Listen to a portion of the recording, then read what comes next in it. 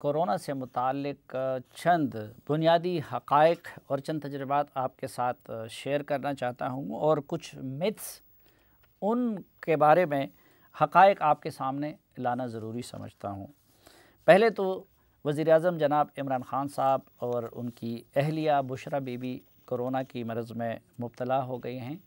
تو ہماری دعا ہے کہ اللہ تعالیٰ ان کو جلد از جلد صحت یاب کر لیں۔ یہ ایک پریشانی اور دکھ کی خبر ہے پاکستانیوں کے لیے، اور ایک خوشی کی خبر بھی ہے کہ جناب اسفندیار ولی خان صاحب جن کو کرونا ہو گیا تھا، تو اب ان کے بیٹے ایمل ولی خان صاحب کے مطابق الحمدللہ ان کا ٹیسٹ نیگیٹو آ گیا ہے۔ لیکن سب سے بڑی تشویشناک بات یہ ہے کہ اس وقت پاکستان میں بڑی تیزی کے ساتھ یہ کیسز بڑھ رہے ہیں۔ اسلام آباد تک کے ہاسپٹل بھر گئے ہیں، باقی ملک کے ہاسپٹل بھی بھر گئے ہیں، اور باوجود اس کے کہ 1 سال ہو گیا، لیکن ابھی تک اس معاملے پہ نہ ہم اپنے ہاسپٹل کو اکوپڈ کر سکے اور نہ ہم قوم کو پوری طرح ایجوکیٹ کر سکے۔ قوم کو ایجوکیٹ کرنے میں ہماری حکومت کی ناکامی کا یہ عالم ہے کہ جو ویکسین ابھی لگانا شروع ہوئے ہیں، جو چائنا سے آئے ہوئے ویکسین ہیں، تو اس کے بارے میں طرح طرح کی افواہیں لوگوں نے پھیلانا شروع کر دی ہیں۔ پہلے تو میں یہ بتانا چاہتا ہوں کہ اپنے تجربے اور ماہرین سے طویل مشاورت اور UAE جیسے ممالک میں اس کے جو ٹرائل ہوئے ہیں، اس کے اسٹڈی جو میں نے مطالعہ کیا ہے، تو میں اس نتیجے تک پہنچا ہوں کہ اس ویکسین کا کوئی نقصان نہیں ہے۔ وزیر اعظم عمران خان صاحب کو جو کرونا لاحق ہو گیا ہے، تو اس میں اس ویکسین کا کوئی قصور نہیں ہے، بلکہ ویکسین ان کو بعد میں لگا ہے اور کرونا ان کو پہلے سے لگ گیا تھا۔ تیسری بات یہ ہے کہ ویکسین لگنے کا یہ مطلب نہیں ہے کہ اسی دن سے آپ کے اینٹی باڈیز ڈیولپ ہو گئے، بلکہ اینٹی باڈیز ڈیولپ ہونے میں کافی وقت لگتا ہے، اور انسان تبھی سیکیور ہو جاتا ہے کہ جب اس ویکسین کی دوسری ڈوز بھی لگ جاتی ہے۔ ویکسین کا کوئی سائیڈ ایفیکٹ یا نقصان اس لیے نہیں ہے کہ میری والدہ بستر پہ ہیں، ان کو درجنوں بیماریاں لاحق ہیں۔ آپ سب سے میری گزارش بھی ہے کہ ان کی صحت یابی کے لیے دعا بھی کریں۔ تو اپنی اس والدہ کو بھی ہم نے یہ ویکسین لگایا ہوا ہے، اور الحمدللہ ویکسین کا ان پہ کوئی منفی اثر نہیں ہوا، اس کی وجہ سے ان کو بخار تک نہیں ہوا۔ اس لیے یہ ویکسین کے بارے میں جو افواہیں پھیلائی جاتی ہے، اس پہ کان نہ دھریں۔ دوسرا، یہ حقیقت بھی اپنی جگہ پہ موجود ہے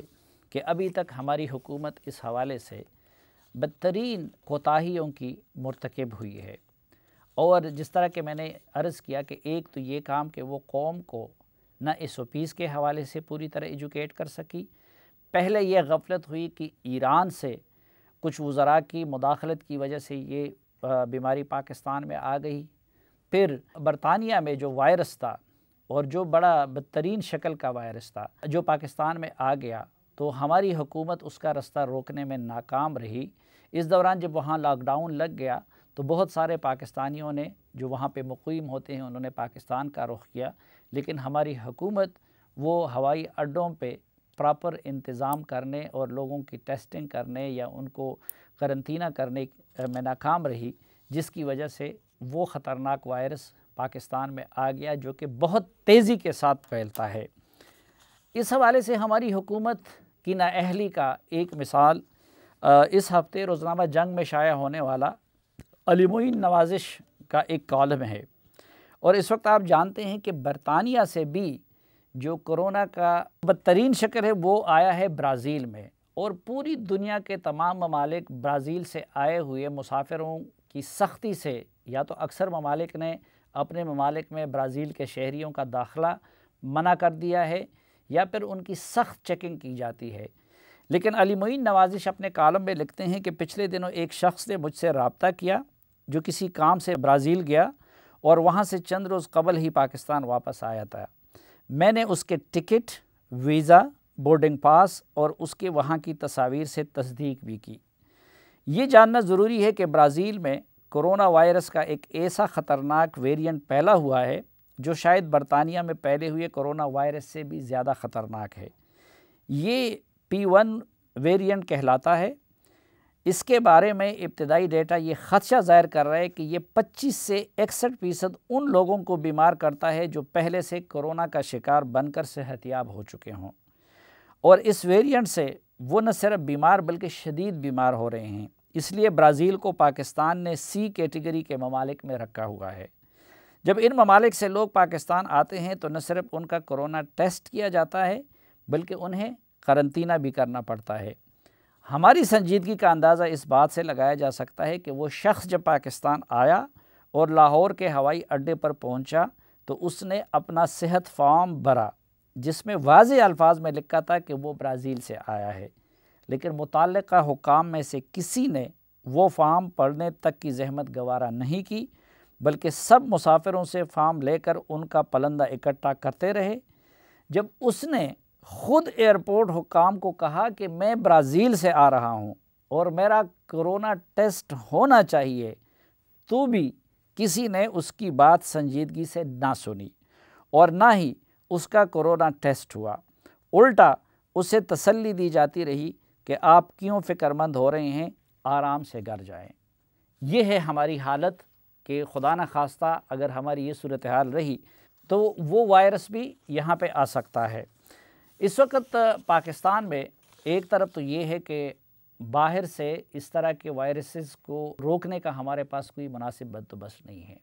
دوسرا، اس وقت پوری دنیا میں ویکسینیشن کا عمل زوروں پہ ہے، لیکن ہماری حکومت وہ حکومت ہے جس نے قیمتاً 1 پیسے کی ابھی تک ویکسین نہیں خریدی ہے۔ پچھلے پروگرام میں بھی میں نے آپ کو پوری دنیا میں ویکسینیشن کا چارٹ دکھایا تھا،